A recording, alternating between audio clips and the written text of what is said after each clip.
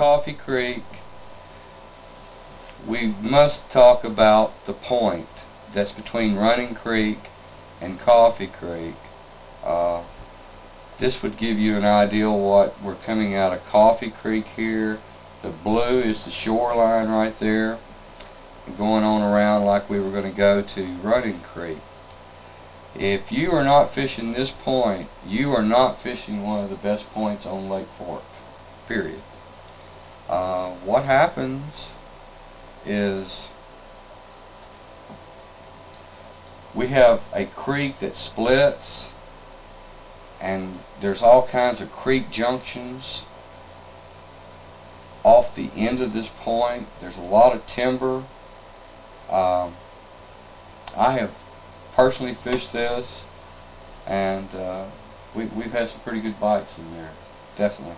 It has, this has got to be one of the best structured points on Lake Fork, no doubt about it. It's just too much good stuff running around it here. You can drop off in these creeks. You have creek junctions, you have creek bends, you have shallow water next to deep water, you have timber lines, you have tree lines coming in, you have a wind pattern that starts blowing your bait fish up in here. Just a great place. Then to go along with it, there is a submerged bridge at Running Creek, which would be on the west side of this point. That bridge, oh good, I'm still where I can do this. This is the bridge right here. This again, this bridge always pays off, and it usually starts in May. And fish through the summer will school up here, chase shad and all this kind of stuff. It has a reputation to have a lot of vegetation around this bridge, and you'll see that the water starts getting shallower beginning with the bridge going back. Just to show you what this looks like, this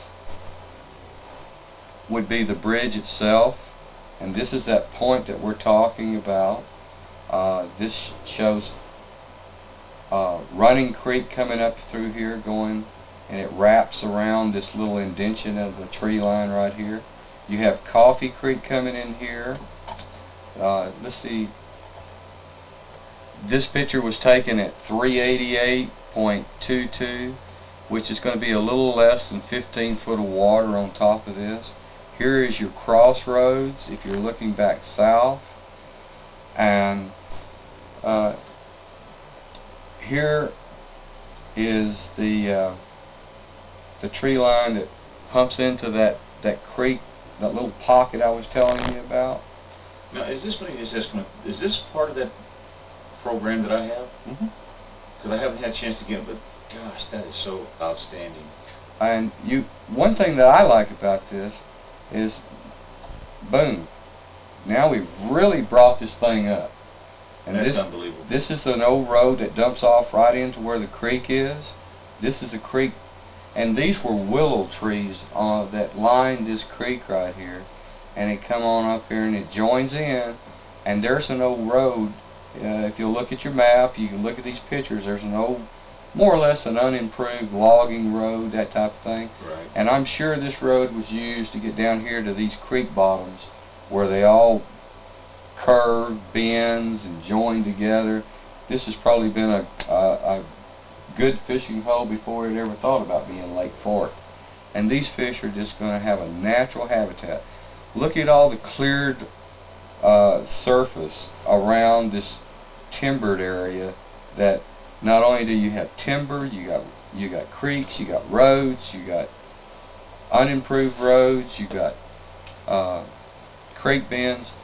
I cannot say enough about this point right here. Well, being able to see that four-way crossing right there really sets you up to where it's located. Right, and we are north looking south. Yes, yes. This is a great, if you wanted to look at this part up here, this is Pincher Cove. Yes. Without any water in it at all. That's when trees, Pincher Cove had that line of trees that ran right down the middle of it. If we can. Here's that line of trees right there going down to Pincher, and this is where it splits and one goes that way and one goes that way. This one rubs right up against the shoreline. This shows it all right here. That's unbelievable. And this is going to have 15 foot of water on this, this right here. Some little neat things to look at is you get to see how these, this is that hump that is mentioned at the crossroads that produces fish. Oh yeah. A Carolina rigging right inside this, and how the creek runs on the back side of it. There's a lot in this picture right here. Well, I used to see guides. I was going to show you where. Okay, we can do that. I used to see guides sitting right here, right in here. In fact, I was in there fishing one day before I realized it was a guide spot. And a guide came up there and he was hostile because I was sitting in his hole. Right in here? Yep, he's right in here. Right in here, right in this area, right here. He was sitting right on that, the edge of that timber? right in here, right in there, and then right here. And I was just coming up this bank fishing, right here. And he came up there and you realize that's my hole? Well, I just told him, no, I didn't see your name on it, buddy. What happens there, before I leave this spot, if you go past the bridge, going north, this little pocket right over here is one great area for vegetation. And this is a good April spot. It produces a lot of spawning fish in here around the vegetation. Just one tremendous little pocket that gets a little protection from a wind and that type of thing. Now is that Highway 515 right there? No, this is on the back side. This is on the back side of that is Highway 2225. All they did was 2966. Okay. That's 2966. Right okay. And this is where 2225 goes across right there. Well, I was talking about the road that would get you. This right up here, yeah, that was 2966. Yeah. Okay. Now, let's go down there and talk about that little spot that we were talking about earlier.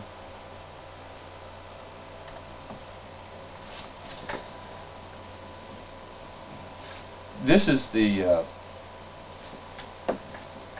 crossroads right here.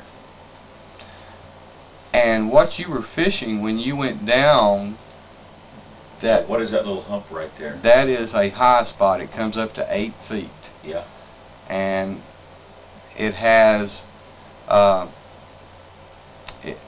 you know, with the crossroads right there, it makes timbered lines, points off of timber. And this high spot dropping off into the different colored water is a pretty dramatic drop. This is a pretty good spot. Yeah, that's why I'm sure that guy was right there wanting it to by himself too. And I want to go back and while we're on this same side, if you go further north up from that high spot at the crossroads, first of all, I want to point out that place that is just a little bit further north, and that's where this timber comes in to make this little pocket over here. This is one great spawning area right here.